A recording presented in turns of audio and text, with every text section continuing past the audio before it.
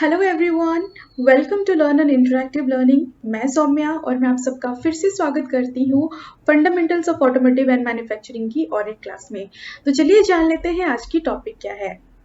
जो टॉपिक के बारे में हम लोग डिस्कस करने वाले हैं वो है इम्पोर्टेंस ऑफ हाउसकीपिंग, और इसमें हम लोग हाउसकीपिंग एंड फ्लोर प्रैक्टिसेस के बारे में जानेंगे and benefits of floor maintenance और 5S के बारे में जानेंगे। और इसमें जो ऑब्जेक्टिव्स है those are floor maintenance, why the floor maintenance is necessary, 5S जो होता है वो क्या होता है, एंड इम्पोर्टेंस ऑफ हाउसकीपिंग। तो चलिए जानते हैं ये हाउसकीपिंग क्या होती है। हाउसकीपिंग दो वर्ड्स होती है, हाउस यानी कि घर और कीपिंग यानी कि उसकी देख रेख करना। हाउसकीपिंग मोस्टली 3 चीजों पे डिपेंड करता है।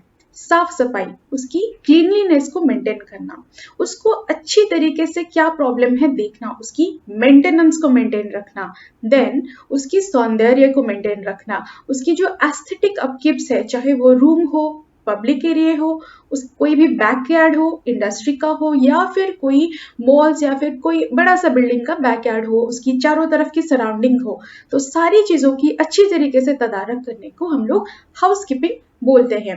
ये जो हाउसकीपिंग है ये बहुत एंशिएंट जमाने के टाइम से चली आ रही है।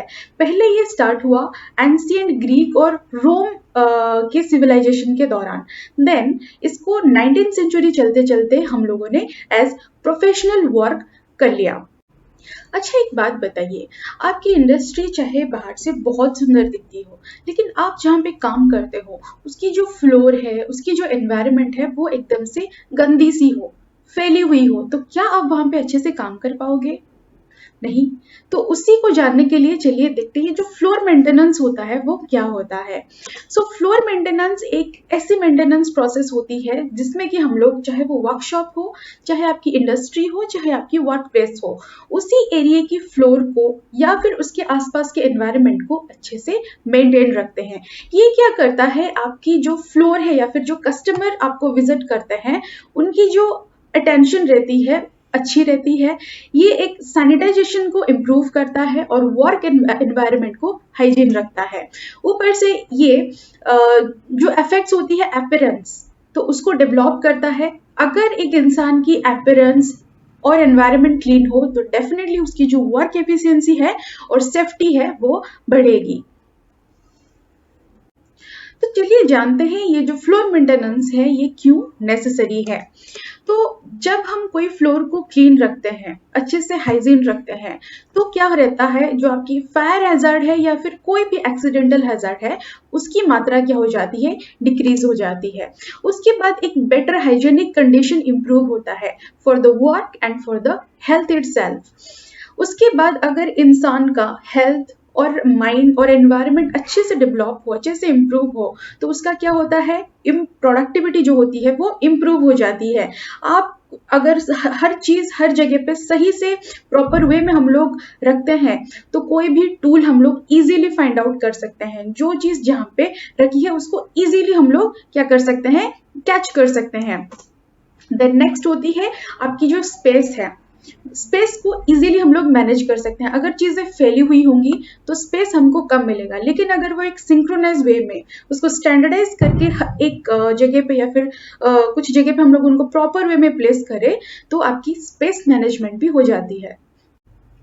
तो चलिए जानते हैं ये जो 5S टेक्नोलॉजी है ये क्या होती है। ये जो 5S टेक्नोलॉजी होती है बेसिकली ये एक जापानीज मेथोडोलॉजी है जो कि वर्क प्लेस की स्पेस मैनेजमेंट और जो प्रोडक्शन रेट है उसको डेवलप करने में मदद करता है। तो 5S आपकी इंक्लूड करता है शॉर्ट, देन आता है आपका set in order, shine, standardise, then आता है सस्टेन। तो चलिए जानते हैं पहले इसके बारे में जो होता है शॉर्ट। शॉर्ट का मतलब होता है छांटना। ये हमको मदद करता है टू डिटरमाइन कि कौन सी वस्तु या फिर फर्नीचर या मटेरियल हमारे लिए नेसेसरी है और कौन सी लेस नेसेसरी है। जैसे कि हम मोस्टली यूज करते हैं कि कौन सा चीज या फिर कौन सी टूल है जो कि फ्रिक्वेंटली यूज हो रही है, कौन सा आइटम है जो कि हम लोग इजीली एक्सेसिबल कर सकते हैं। तो उनके बेसिस पे हम क्या कर सकते हैं, जो नेसेसरी आइटम है, जो अननेसेसरी आइटम है, उनको अलग अलग डिवाइड कर सकते हैं। तो ये काम करता है शॉर्ट।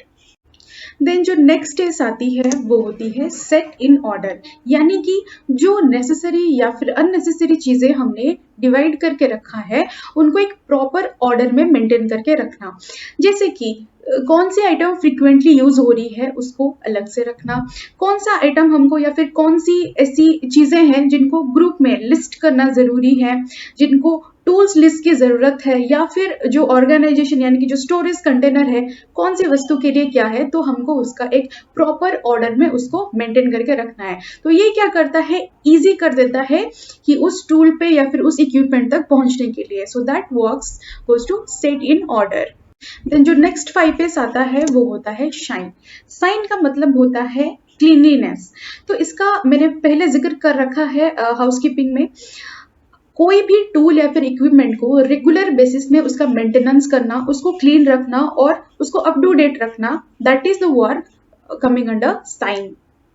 तो पहले की 3 एसेस कंप्लीट हो चुकी है। हमने चीजों को सॉर्ट कर लिया, चीजों को प्रॉपर ऑर्डर में रख लिया और उसकी रेगुलर वे में हम लोग मेंटेन कर रहे हैं और उसकी साफ सफाई कर रहे हैं, लेकिन उसको एक कंटिन्यूअस वे में या फिर उसको हैबिचुएटेड बनाने के लिए जो प्रोसेस होता है वो यहाँ पे लैक करता है। इसीलिए यहाँ पे इंट्रोड्यूस हुआ है 4S का। That means the fourth one is standardise. Standardise क्या करता है, ये जो 3 एसेस है शॉर्टिंग, सेट इन ऑर्डर और शाइन को मेंटेन करता है एक हैबिचुएटेड वे में। इसके कारण क्या हो सकता है, हम लोगों की ये जो प्रोसेस है ये डेली हैबिट में इंप्लीमेंट हो सकती है। इसके द्वारा जो भी वर्कर है या फिर जो भी कर्मचारी है वहाँ की, वो क्या कर सकता है, ईच एंड एवरी डे एक चेकलिस्ट बना सकता है, ये काम हुआ कि नहीं इसको स्टैंडर्डाइज वे में रिप्रेजेंट कर सकता है। ये जो 4 एसेस है ये कंप्लीट होने के बाद जो 5th नंबर की एस है यानी कि सस्टेन, तो सस्टेनेबिलिटी हेल्प करती है ये जो 4 एसेस है इनको स्मूथली रन करने में। तो each and every employee of the organisation, चाहे वो मैनेजर हो चाहे वो कोई भी रेगुलर एम्प्लॉय हो, तो उनको ईच एंड एवरी एस के बारे में अवगत कराना, उनको ट्रेनिंग देना, अच्छे से उनको प्रोसेस के बारे में बताना, तो ये आपका सस्टेन काम करता है, इजीली वो प्रोसेस को स्मूथली रन करवाता है। चलिए इंडस्ट्री में होने वाले कुछ गुड प्रैक्टिसेस के बारे में डिस्कस करते हैं। अगर आपकी इंडस्ट्री में कोई भी जगह पे कोई लिक्विड फैली हुई है तो इमीडिएटली उसको क्लीन अप करना बहुत जरूरी है। कोई भी फिसल सकता है या फिर किसी को भी कोई तरीके की चोट लग सकती है। द सेकेंड वन इज, अगर आपके फ्लोर में या फिर कोई भी फ्लोर की कोई टाइल्स टूट चुकी है, फ्लोर टूट चुकी है, तो उसको इमीडिएटली रिपेयर करना बहुत जरूरी है। और जैसे कि उसकी एंट्रेंस हो, बैकयार्ड हो, जो जगह कम साफ होती है तो उस जगह पे एंटी स्लिप फ्लोर का इस्तेमाल करिए, ताकि इजीली लोग जब जाए आए या फिर वो जगह अगर इजीली क्लीन ना हो पाए तब भी वो जगह स्लिपरी ना रहे। द थर्ड वन इज, अगर आपकी कोई जगह पे लाइटिंग की जरूरत है तो उस जगह पे जो लाइट फिक्सचर होता है वो अच्छे से उसकी मेंटेनेंस को बरकरार रखिए, ताकि जिस जगह पे प्रॉपर लाइटिंग की जरूरत है वो माल फंक्शन उस टाइम पे ना हो। Then the next one is tools की रिपेयर करना या फिर उनकी रेगुलर वे में इंस्पेक्ट करना। अगर कोई टूल डैमेज हो चुकी है तो उसको इस्तेमाल ना करें। प्रॉपर टूल जो कि वेल मेंटेन्ड हो, अच्छे से रिपेयर्ड हो, उसी को ही यूज करें। सो आई होप इसी के साथ आपको हाउसकीपिंग, फ्लोर मेंटेनेंस, उसका इम्पोर्टेंस एंड जो हम 5S के बारे में पढ़े उसके बारे में एक थोड़ी सी आइडिया हो गया होगा। तो thank you so much for attending the class. मिलते हैं नेक्स्ट क्लास में। Thank you.